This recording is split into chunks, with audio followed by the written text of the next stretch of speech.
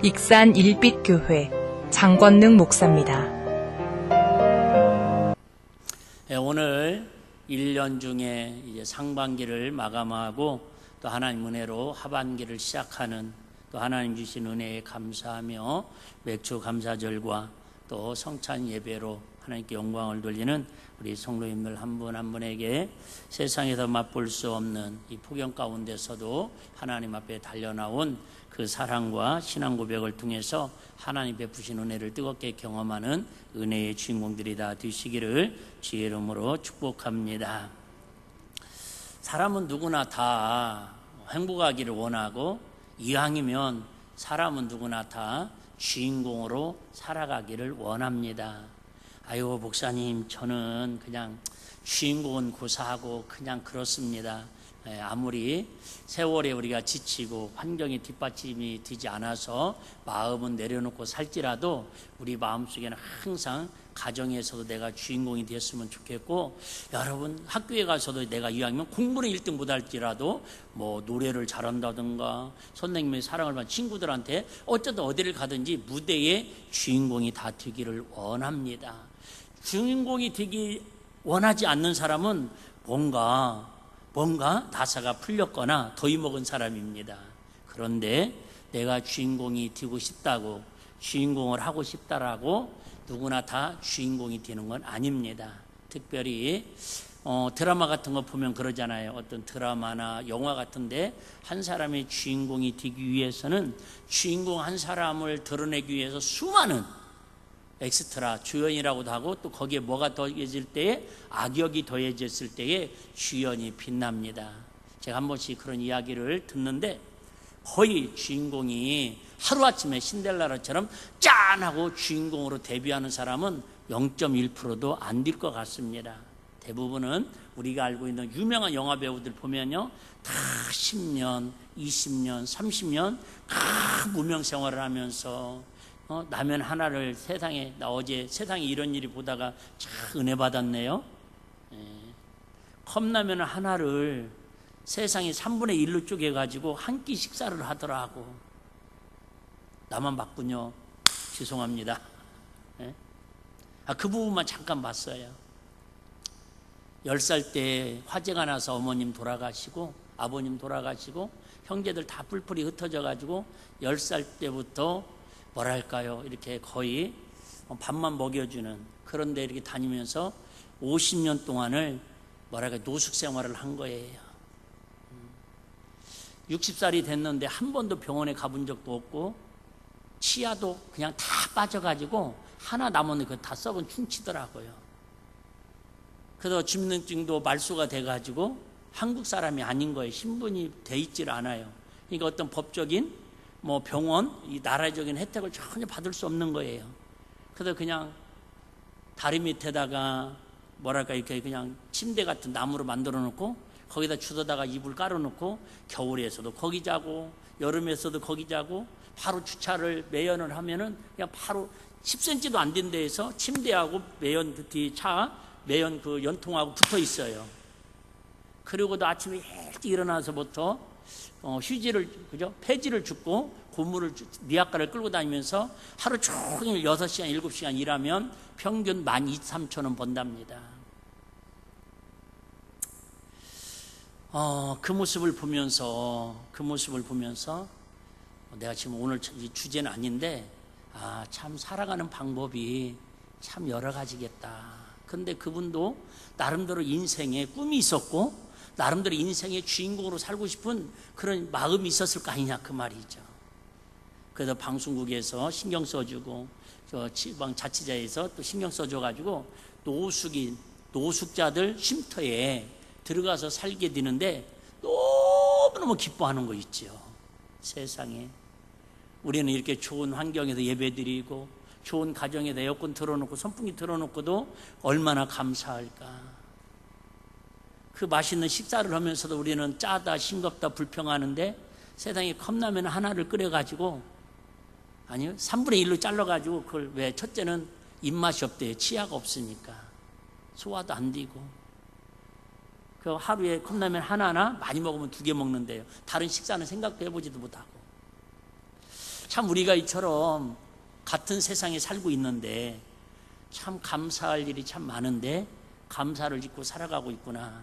어쨌든 사람 누구나 이처럼 다 그날은 어제는 하여튼 그분이 방송에서는 그래도 세상에서는 제일로 불쌍하고 제일로 외롭고 제일 소외되고 제일 아픈 상태를 갖고 있지만은 어제만큼은 그 방송을 통해서 그 사람이 주인공이 되었더라고요. 여러분 이처럼 사람 누구나 다 주인공을 꿈꾸고 주인공이 돼서 매력을 느낍니다. 새벽에 잠깐 제가 말씀드렸는데 이번 주에 국민일보에 기사가 났어요. 익산시에 사남 5녀를 둔 다둥이 가정이 있는데 제가 자세히 보니까 하멸에 있더라고요. 세상에 15병에서 11명이 사는 거예요.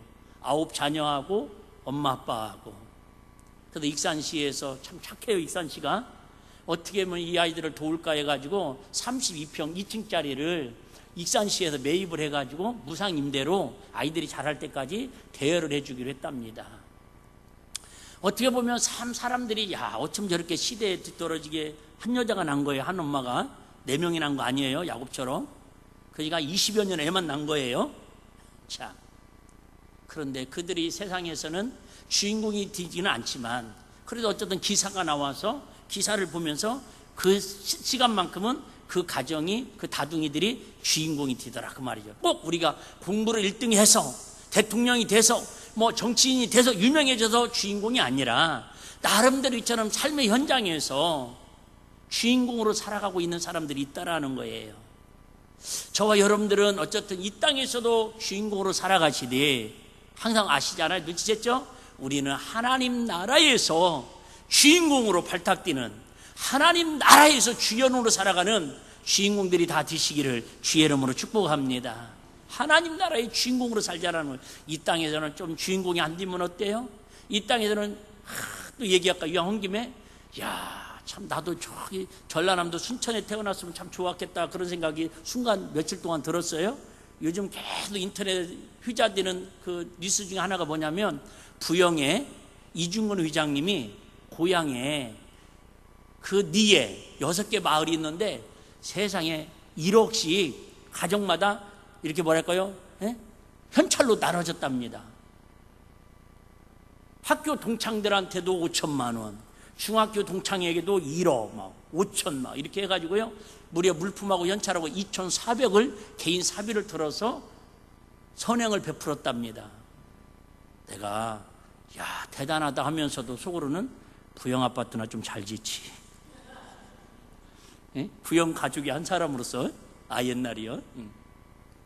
어쨌든 지금 그래서 온 나라가 부영의 이중근 회장이 주인공처럼 이게 선행으로 휘자되고 있습니다.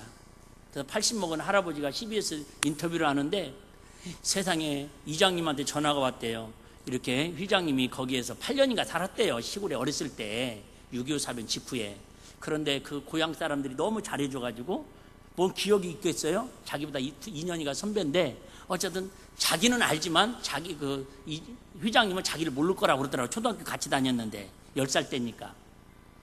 그런데 같은 고향에서 잠깐 지냈다고 그 주변에 우리로 말하면 운공리죠? 6개 마을에 세상에 그래갖고 이장님한테 전화가 왔대요. 이렇게 해서 용돈 좀 보내준다고 그러니까 통장 확인해 보라고. 세상에 그래도 100만 원이나 들어갈 줄 확인했더니 1억이 들어가 있더라네. 1억. 우리 또 한번 누가 이중근 회장한테 전화 좀 해봐요. 일비교회도 뭐 1억씩 받을 통장 다 준비돼 있다고.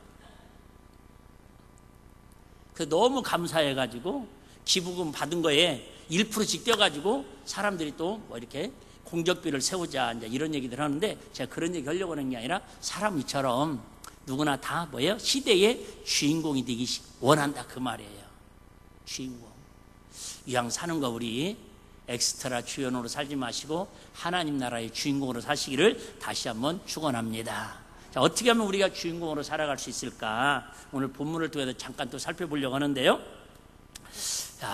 이런 갈등이 있습니다.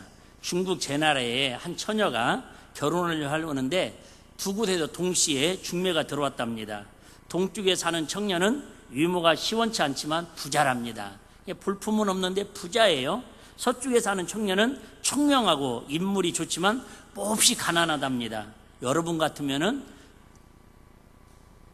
잘생겼지만은 가난한 사람한테 결혼할 것입니까? 아니면은 못생겼지만은 부자에게 결혼할 것입니까? 이제 여러분들은 이미 선택을 했겠지만 그냥 한번 생각은 해봐요. 그래서 부모가 딸에게 말했습니다. 내가 스스로 결정해라. 네 마음대로 결정해라. 그랬더니 이 딸이 이렇게 대답을 하더랍니다. 밥은 동쪽집에서 먹고 잠은 서쪽집에서 자고 싶습니다. 여기서 나온 말이 동가식 서가숙이라고는 우리가 뭐랄까요? 격언입니다. 올바른 선택을 하지 못하고 작은 이익에 휘청거릴 때 쓰는 단어입니다. 동가식 서가숙. 어떻게 보면 우리 신앙생활이 꼭 그런 것 같아요. 낮에는 한 주간은 세상에서 동쪽 남자하고 그죠? 식사하듯이 세상에서 먹고 즐기고 세상을 부러워하고 살다가 또 교회 와서 말씀을 들으면 아니야, 그래도 하나님 나라에 믿음으로 살아야지, 이렇게 우리는 항상 갈등 속에서 살아갈 수밖에 없다, 그 말입니다. 조금 어려운 철학자 얘기할게요. 제가 가능하면 신학자 철학자 얘기를 안 씁니다. 날도 더운데. 철학자 키에르코르는 이렇게 얘기했다고 합니다. 인생은 선택의 결과물이다. 시작. 인생은 선택의 결과물이다. 인생의 선택은 다른 사람이 대신해 줄 수 없고 나 자신이 결정해야 하고 그 선택에 책임을 져야 합니다. 키에르코르는 인간이 초월적인 존재인 하나님과의 만남을 통해서 죽음이라는 질서에 순종하는 동시에 그것을 벗어나서 영원한 삶을 살게 된다고 성경을 철학적 차원으로 말하고 있습니다. 뭔 말인지 모르겠죠. 그는 인간의 성장이 저절로 이루어지는 것이 아니고 첫 번째 감각적인 인간에서 두 번째 윤리적인 인간으로 거기서 더 나아가 종교적 인간으로 나아가기를 선택하면서 인간은 더 높은 단계로 도약한다라고 역설하고 있습니다. 말을 어렵게 하더라고요, 이 철학자들은. 근데 철학을 안 좋아하는데, 그러니까 이런 얘기예요. 사람들은 다 육적인 감각을 가지고 살아간다라는 거예요. 그런데 좀 더 윤리적이고 도덕적이고 사람들한테 인정받는 선행을 베풀고 그렇게 많은 사람이 유익을 주는 그런 뭐랄까요, 윤리적인 인간으로 살아가기를 위해서 여기서 갈등을 한다라는 거예요. 그냥 배를 위해서 살아갈 것인가, 내 아집을 위해 욕심을 위해 살아갈 것인가, 아니면 좀 더 인정받는 세상의 주인공으로 살아갈 것인가, 갈등을 해서 올라간다라는 거죠. 성장한다라는. 그런데 이제 윤리적으로 사는 사람들은 그것으로 끝나지 않냐고, 여러분들처럼 저처럼 이제 어디에 가치를 주고 종교적인 인간으로서 내가 예수를 믿어야 하는지 안 믿어야 하는지, 오늘도 교회 와야 하는지 안 와야 하는지, 내가 오늘도 저녁 예배에 나와야 할지 말아야 하는지, 이런 갈등 속에서, 종교적인 갈등 속에서 우리 신앙생활이 뭐랄까, 우리 인생이 뭐랄까요, 전진해 가면서 살아가는 게 인생의 결과물이다, 그 얘기예요.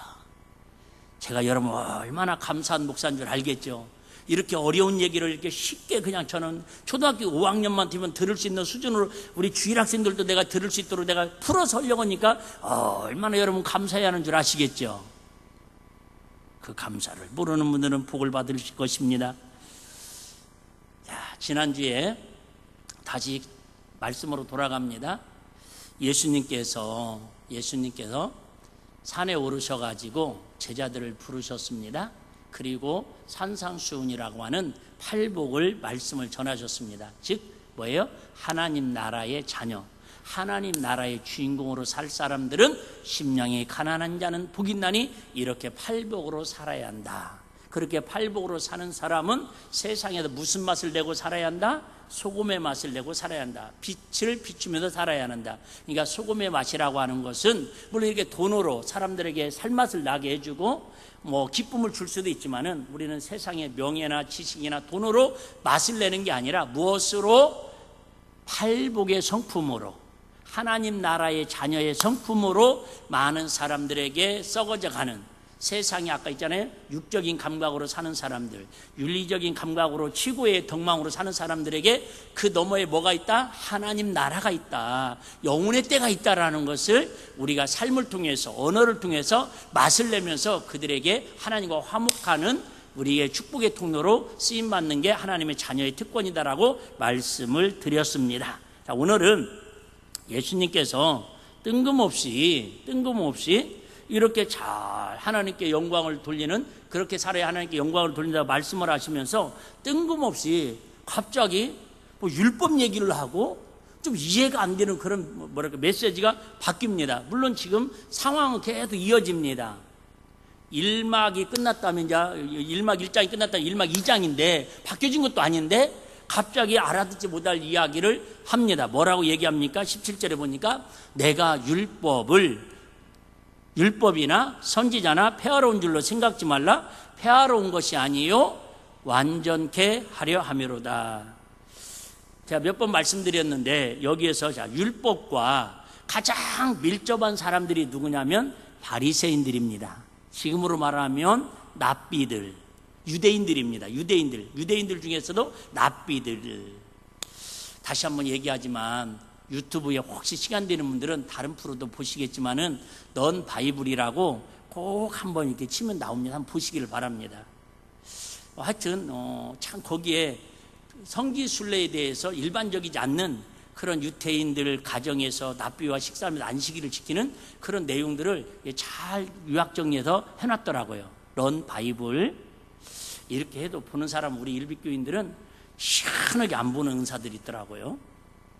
자, 여기도 다시 한번 얘기하면 그 당시에 바리새인들은 서기관들은 6,000명 정도 살고 있었답니다. 그러니까 유대인들이 그렇게 많지 않은데 그 중에서 뽑고 뽑은 사람들 중에서 율법을 제일 잘 지키는 사람들이 몇 명이라고요? 6,000명. 이스라엘 전체 인구에 비해서 상당히 많은 숫자입니다. 그런데 그들의 종교국가 이스라엘 종교적인 지도자였다라는 것입니다. 그들이 얼마나 율법을 소중히 여겼냐면 구약 성경에는 하나님, 여호와라는 단어를 야훼라고 쓰고 있습니다. 순복음교회는 지금도 야훼 하나님 막 그러시잖아요. 야훼 하나님. 근데 이 야훼라는 단어가 몇 번 나오냐면 6,800번 정도 나온답니다. 많이 나와요? 조금 나와요? 엄청 많이 나오는 겁니다. 어떤 분이 그래요. 성함이 목사님이 창성이에요. 앞에는 성은 말씀 안 드릴게요. 창성. 그러면서 제 이름은 성경에 7번 나온다고. 성경 7번 나온다. 자기 이름이 성경에 나온다고 좋아하시더라고요. 그래서 저는 권능은요 그보다는 많이 나옵니다. 여러분 야훼라는 단어가 7번만 나와도 많이 나오는 거잖아요. 할렐루야는 참고로 몇 번 나와요? 4번 나옵니다. 할렐루야. 우리가 그렇게 입만 열면 할렐루야는 할렐루야가 4번밖에 안 나와요. 그런데 야훼라는 단어는 6,800번. 자, 왜 이렇게 강조하느냐면 근데 이 서기관들은 밥만 먹으면 하는 일이 뭐예요? 성경을 필사하는 일입니다. 성경을 필사하는데 성경을 필사하다가 야훼, 하나님, 여호와라는 단어가 나오면 가서 목욕을 하고 쓰던 붓을 잘라버리고 다시 와서 성경을 쓰다가 또 야훼라는 단어가 나오면 또 가서 목욕을 하고 붓을 잘라버리고 다른 붓을 가지고 와서 또 쓰다가 이렇게 하는 게 서기관들의 하나님의 말씀을 대하는 태도입니다. 상상을 초월합니다. 평생에 자구 하나에 부들부들 떨면서 율법을 다루는 사람들이 바리새인 서기관들입니다. 그런데 문제는 이들이 율법의 표면에만 머물러 그 내용 깊숙이 들어가지는 못하고 있다는 겁니다. 예를 들면 성경에도 그런 얘기 비슷하게 나오죠. 안식일에 이웃집 담이 무너져갖고 이웃집 주인이 돌담에 깔렸습니다. 안식일에.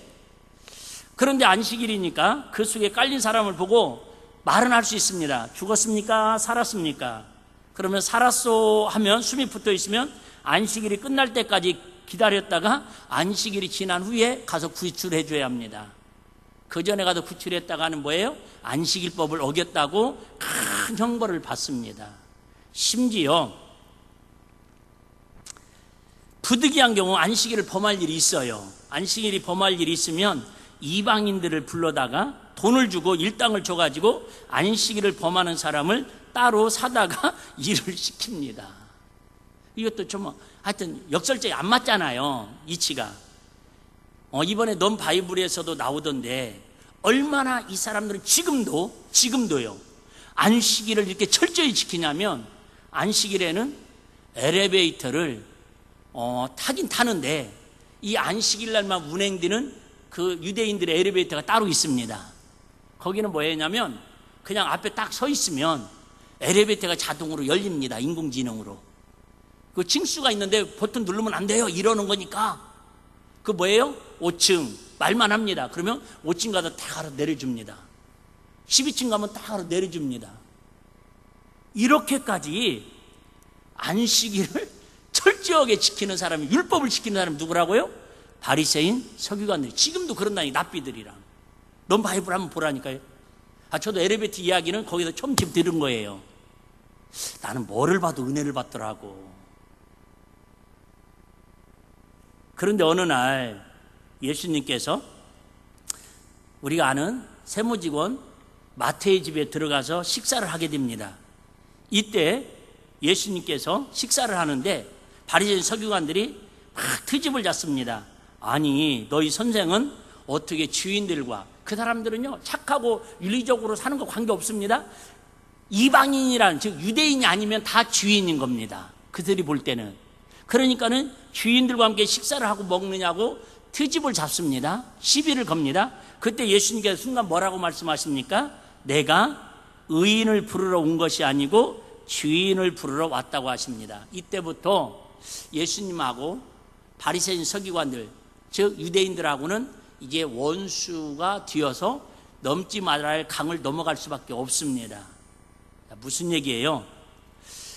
상식적으로 메시아로 오셨으면, 왕으로 오셨으면, 하나님의 자녀로 왔으면, 하나님의 그저 메시아 구원주로 왔으면은 그동안 이렇게 철저하게 안식일을 지키고 율법을 613개를, 지금도 그 사람들은 이 옷마다 다 새기고 성경에 나오는 미간에 붙이고 막 토라라고 그래서 여기다 다 그저 막 맨날 입고 막 그러고 다니잖아요.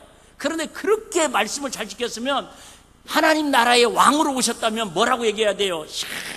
어쩜 그렇게 험악한 시대, 죄악이 관영한 시대에 안식일을 잘 지키고 율법을 잘 지켰냐고 너희들의 믿음이 크도다 상을 주고 칭찬할 줄 알았는데, 도리어 그 사람들은 하나님께도 정죄하시고 내가 온 목적은 너희들에게 상 주고 너희들을 칭찬하는 게 아니라 버림받고 소위당하고 병들고 신음하는 쥐 가운데 빠져 허적거리는 저 가난하고 정말 사람들이 무시하는 그 가난한 사람들이 사람 취급하는 이방인들, 주인들을 내가 불러 구원하러 왔다고 그들에게 예수님이 눈을 돌리니까, 이거 여러분, 이거 상상을 할 수 없는 바리새인들의 충격을 받은 거예요.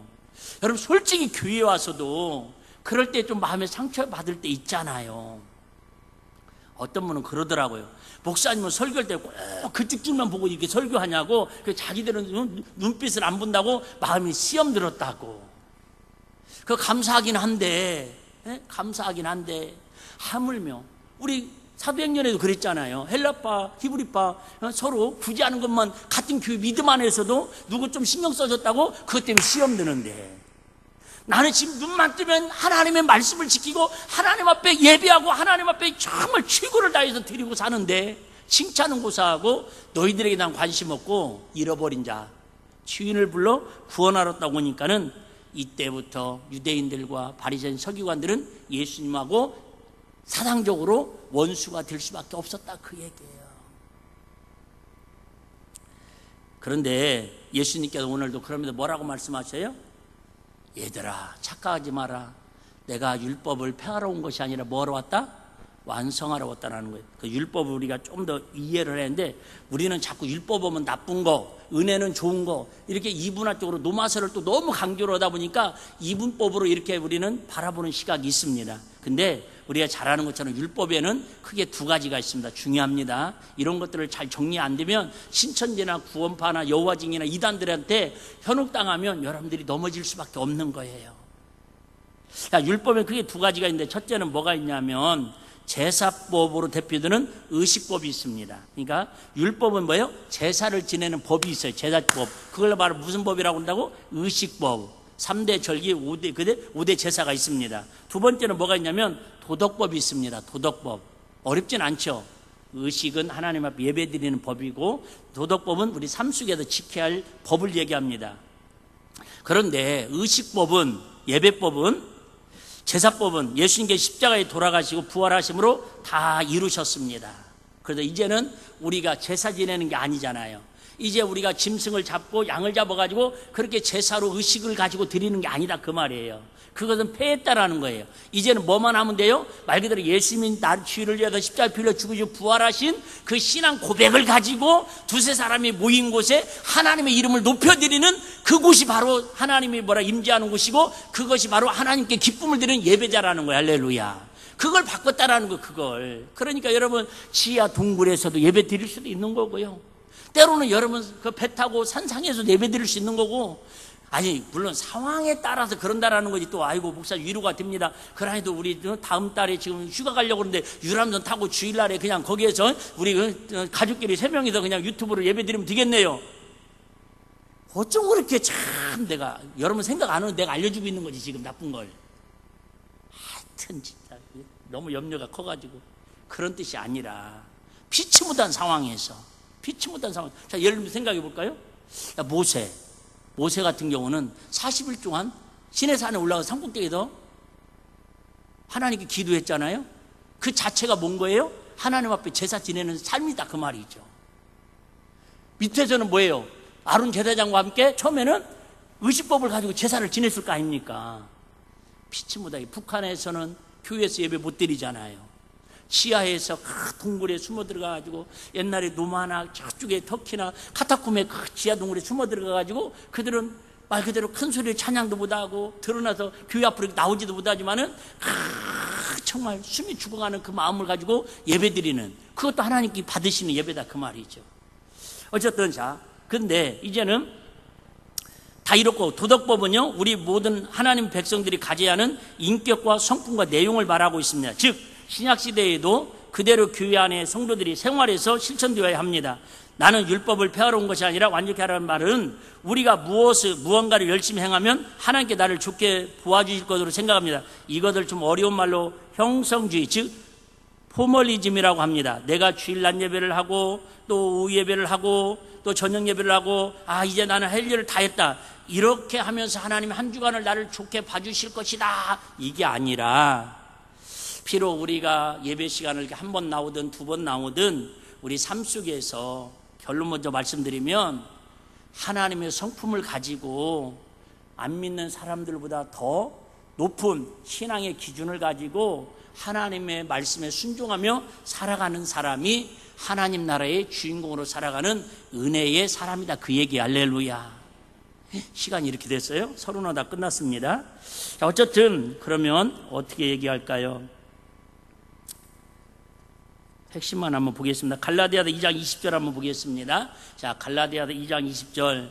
자, 그럼 어떻게 하면 우리가 이 팔복, 하나님의 말씀으로 우리가 이 성품을 가지고 순종하며 살 수 있을까? 다시 얘기합니다. 우리는 내 노력으로 되는 거 아니에요. 내 열심으로 되는 거 아닙니다. 내가 그리스도와 함께 십자가에 못 박혔느니 그런즉 이제는 내가 산 것이 아니요 오직 내 안에 그리스도께서 사신 것이라. 같이요. 시작. 이제 내가 육체 가운데 사는 것은 나를 사랑하사 나를 위하여 자기 몸을 버리신 하나님의 아들을 믿는 믿음 안에서 사는 것이니라. 그래 여러분, 그래도 믿음으로 사는 거예요. 믿음으로. 내가 안식일을 잘 지켰다고 하나님이 이제 주인공으로 인정하는 게 아니라, 내가 팔복의 성품을 다 완벽하게 그대로 살았다고 해서 하나님 기뻐하는 게 아니라 날마다 사는 것도 하나님의 은혜로 살았다라고 고백하고, 우리가 부족해서 넘어졌을 때도 그래요, 하나님 이렇게 믿음으로 살아야 하는데 오늘도 내가 실수했습니다, 넘어졌습니다, 하나님 그럼에도 불구하고 또 힘주시고 새롭게 일어나 걸을 수 있는 은혜를 주시옵소서. 할렐루야. 여러분, 성경에 위대하고 성경이 은혜스럽고 예수님이 사랑스러운 거, 사랑하고 싶은 마음이 생길 수밖에 없는 건 뭐예요? 우리가 아무리 100번 1000번 넘어졌더라도 베드로를 통해서 그랬잖아요. 70번씩 7번이라도 용서하라는 것처럼 우리가 여러분 수백 번 실수하고 수백 번 넘어졌더라도 하나님은 포기하지 아니하고 또 기다리시고 또 기다리시고 또 기다리시고. 그래서 여러분, 우리의 신앙이 어떤 신앙이 돼야 한다고요? 오뚜기 같은 신앙이 돼야 돼요. 오뚜기는 아시잖아요. 제가 그래서 나중에 혹시 진짜 막 자리다 하나씩 다 여러분 오뚜기를 다 선물로 드리고 싶어요. 막 그리고 다 같이 예배를 시작하겠습니다. 그럼 오뚜기를 3번 치는 거예요. 하나, 둘, 셋. 그럼 오뚜기가 뭐예요? 넘어갔다가 왜 때려요? 넘어갔다가 왜 때려요? 막 다 일어나겠죠?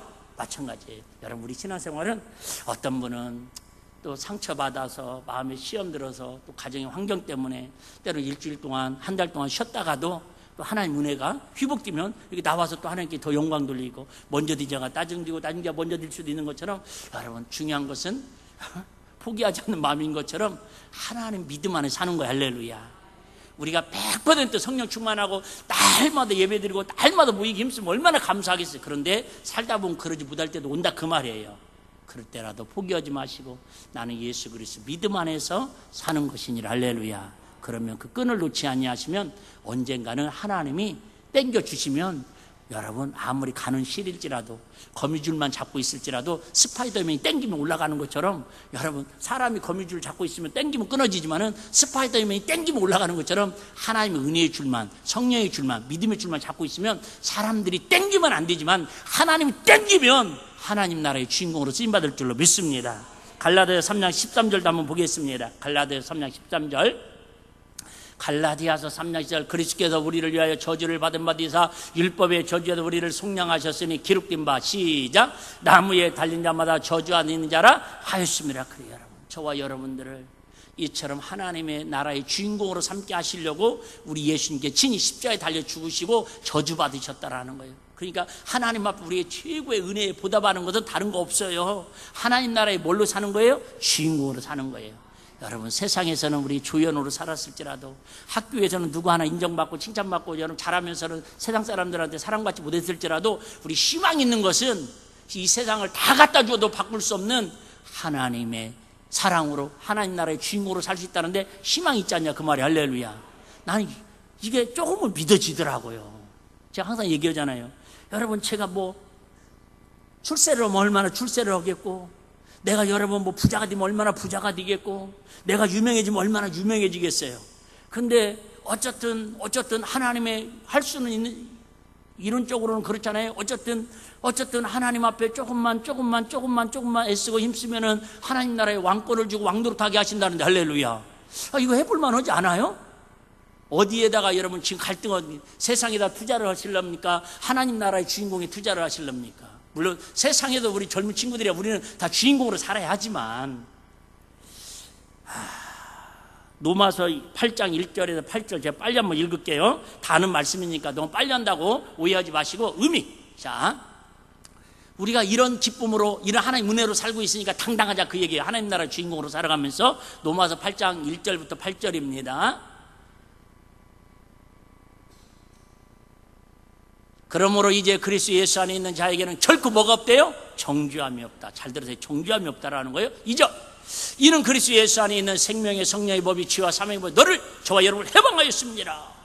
율법이 육신으로 말미암아 연약하여 할 수 없는 그것을 하나님은 하시라니 곧 죄를 인하여 자기 아들을 죄 있는 육신의 모양으로 보내사 육신의 죄를 정하게 하사 육신을 쫓지 않고 그 영을 쫓아 행하는 우리에게 율법의 요구를 이루어지게 하려 하심이니라. 육신을 쫓는 자는 육신의 일을 영을 쫓는 자는 영의 일을 생각하라니 육신의 생각은 사망이요 영의 생각은 생명과 평안이니라.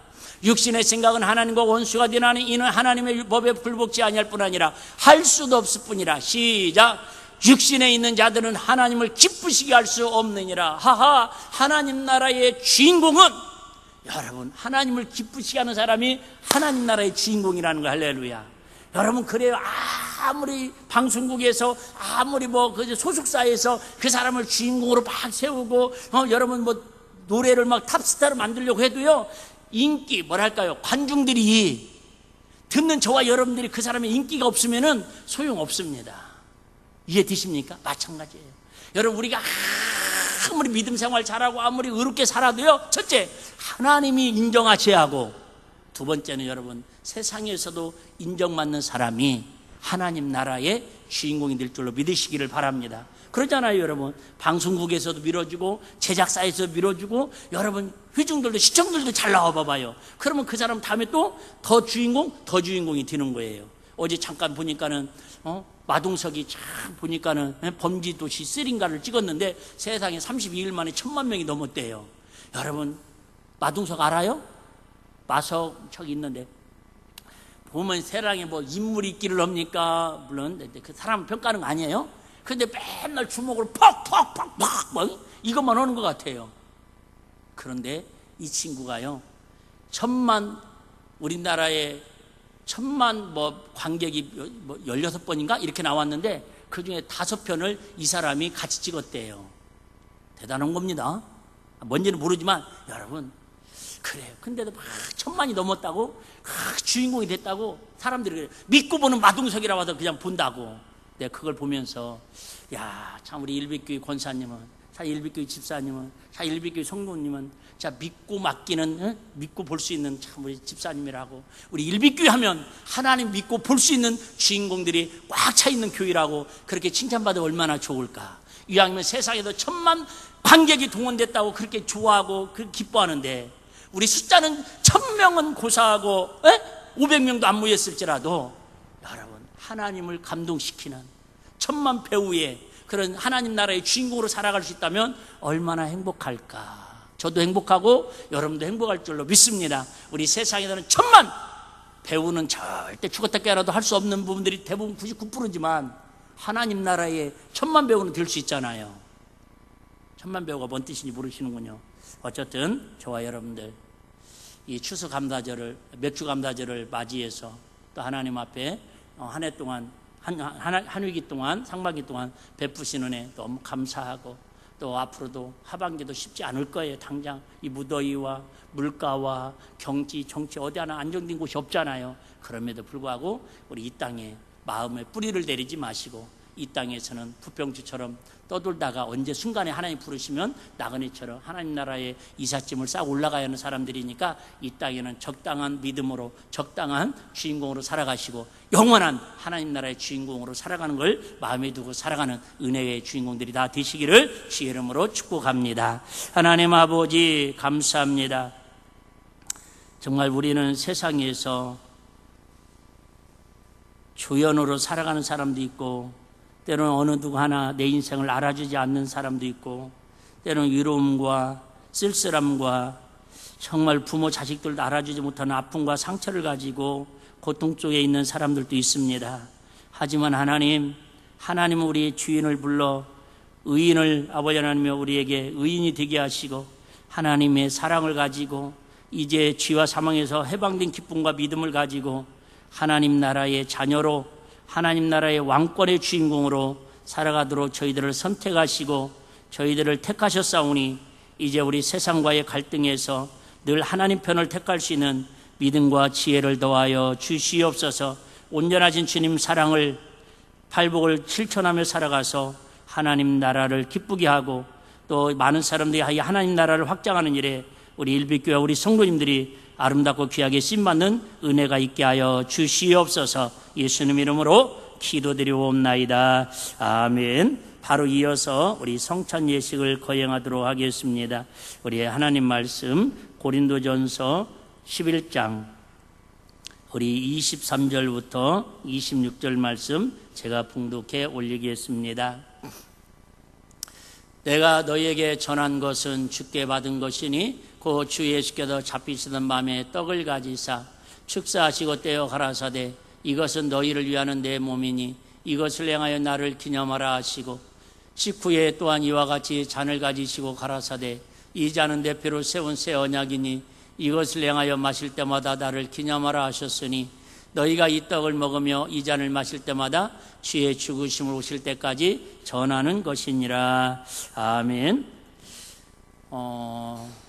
매번 말씀드리지만 우리 예수님께서 우리에게 지키라고 제사법은 아닌데 의식법이 있다라고 하면은 바로 이 성찬 예식입니다. 이것도 구약의 의식이 아니라 예수님께서 십자가 지시기 전에 6월절에 제자들에게 어떻게 보면 구약 성경을 함축해가지고 요약해가지고 이것만큼은 꼭 지켜라, 이렇게 해서 주님 오시는 그날까지 영원토록 기념으로 지키라고 명령한 것이 바로 성찬 예식입니다. 아시는 것처럼 빵은 예수님의 살을 표현하고 있고요, 피는 포도주는 예수님의 피를 상징하고 있습니다. 둘이 있어야, 살과 피가 있어야 생명이 존재하는 것처럼 어떻게 보면 우리는 세상도 있어야 하고 또 하나님 나라에도 관심 갖고 살아야 합니다. 그렇지만은 우리가 마음을 모아서 세상에다가 다 마음 뺏기지 말고 이제 세상에서 하나님 주신 은혜 속에서 건강하게 살았고 또 직장 생활을 했고 때로는 어떤 사람은 농사를 지었고 이런 것들을 추수에 감사함으로 이 모든 것이 주님의 은혜입니다. 주님께서 나에게 수확을 베푸셨사오니 열매를 거두게 하셨사오니 하나님 영광 받으시고 남은 생에 이에 주님이 기뻐하시는 예수님의 피와 살을 증거하면서 많은 사람들에게 믿음의 씨를 뿌리고 사랑의 씨를 뿌리고 팔복의 씨를 뿌려서 하나님 나라를 세워가는 일에 의의 도구로 쓰임받기를 원합니다. 이런 마음과 결단을 가지고 오늘 성찬 예식에 참여할 때에 주님의 피 묻은 손으로 우리의 마음과 우리 가정과 우리 삶의 형편을 만지실 때에 회복과 치유가 일어날 줄로 믿습니다.